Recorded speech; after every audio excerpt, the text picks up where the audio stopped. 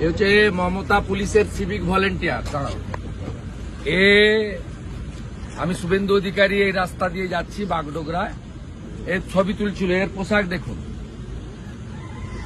Kolkata high court বলেছে civic volunteer শুধুমাত্র ট্রাফিকের ডিউটি করবে। এই পোশাক পরে মমতা পুলিশের সিভিক ভলেন্টিয়ার। বলেন নাম, বলেন না ভাই। হ্যাঁ বলেন নাম বলুন। হাইকোর্ট বলেছে। আরে আমার পা ধরবেন কেন?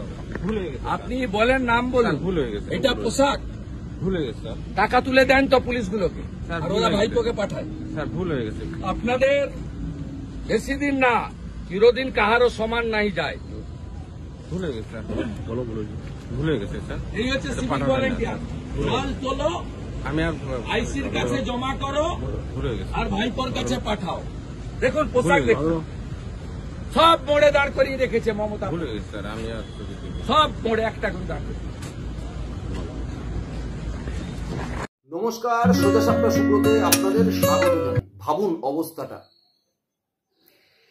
সিভিক ভলেন্টিয়ার তাকে পোশাক ছেড়ে একটি গেঞ্জি, গোলগলা গেঞ্জি আর ট্র্যাকস্যুট পরিয়ে নজরদারিতে লাগিয়ে দিয়েছে।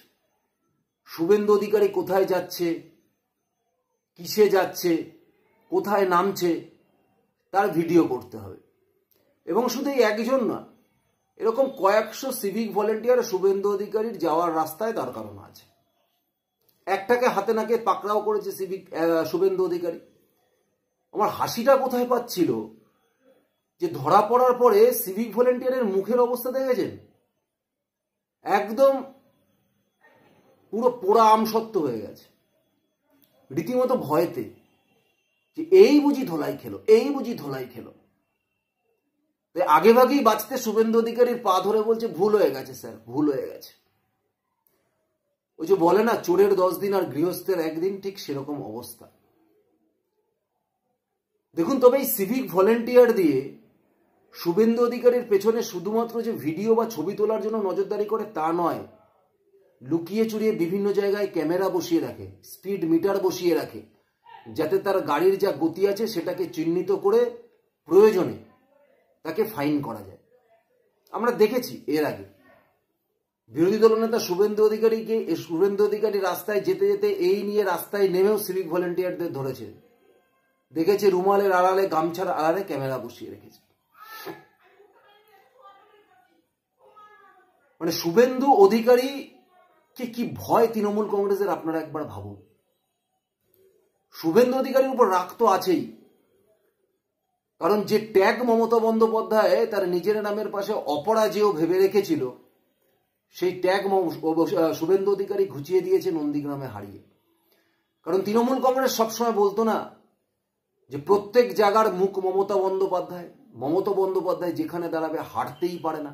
এটা একটা না বড় ধাক্কা দিয়েছে শুভেন্দু অধিকারী তৃণমূল কংগ্রেসকে, যে মমতা বন্দ্যোপাধ্যায় যেখানে দাঁড়ায়, মমতা বন্দ্যোপাধ্যায় কিন্তু শুধু জেতে না, মমতা বন্দ্যোপাধ্যায় হারতেও পারে।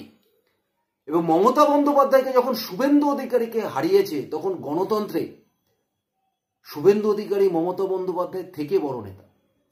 এই আতঙ্ক তৃণমূল কংগ্রেসকে বারবার না একদম গ্রাস করে নিয়েছে, ঘুমাতে দেয় না এই আতঙ্ক তৃণমূল কংগ্রেসকে, না পিসির ভাইপোকে না পিসিকে।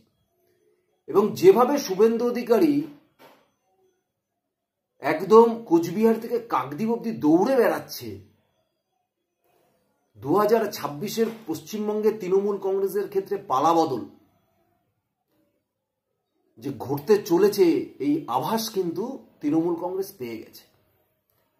আর যখনই রাজনীতিতে বুঝে যায় যে গণতন্ত্রে মানুষের সমর্থন সরছে, যখন বুঝে যায় যে গণতন্ত্রের মধ্যে দিয়ে মানুষ তাদের খেদাবে, তখনই কিন্তু এইভাবে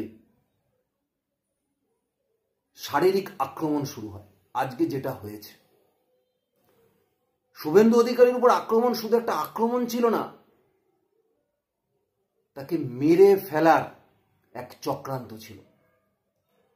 যেভাবে প্রতিনিয়ত আক্রমণ তাকে করা হয়েছে তার গাড়ির উপরে, শুধুমাত্র বুলেট প্রুফ গাড়ি বলে কোন রকমে হয়তো সে বেঁচে ফিরেছে। যেভাবে জিহাদিদের দিয়ে বাংলাদেশ অনুপ্রবেশকারীদের দিয়ে তাকে আজকে ঘিরে ধরা হয়েছিল, তাকে পূর্ব পরিকল্পিত মারার ছক ছিল আজকে, পূর্ব পরিকল্পিত মারার ছক।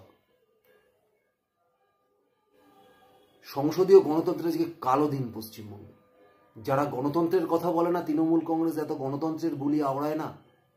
আজকে ভাবুন তো, যে রাজ্যে তৃণমূল কংগ্রেস ক্ষমতায় নেই, বিজেপি ক্ষমতা আছে, সেই রাজ্যে যখন তৃণমূল কংগ্রেসের কোনো প্রতিনিধি দল যদি যায়, আর তখন যদি এদের উপরে ঠিক আজকে যেভাবে শুভেন্দু অধিকারীর উপরে হামলা ঘটিয়েছে, ঠিক এইভাবে হামলাটা চলে, তাহলে সেখানে মমতা বন্দ্যোপাধ্যায় কি বলবেন, অভিষেক বন্দ্যোপাধ্যায় কি বলবেন?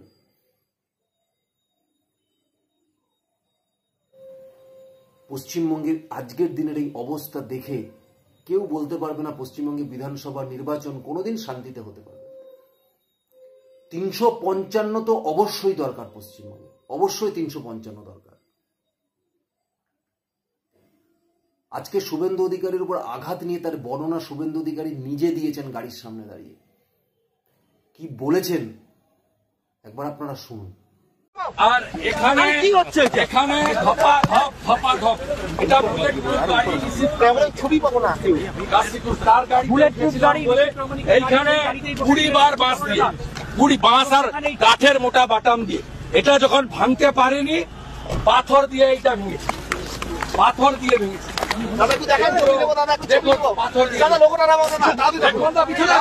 আপনি বলছেন এটা কনভয় অ্যাটাক মেরে ফেলার জন্য? সাধারণ গাড়িতে থাকতে আমি তো সেন্ট্রাল কারে এসেছিলাম, ওই গাড়িটা থাকতে থাকতো নাকি কিছু?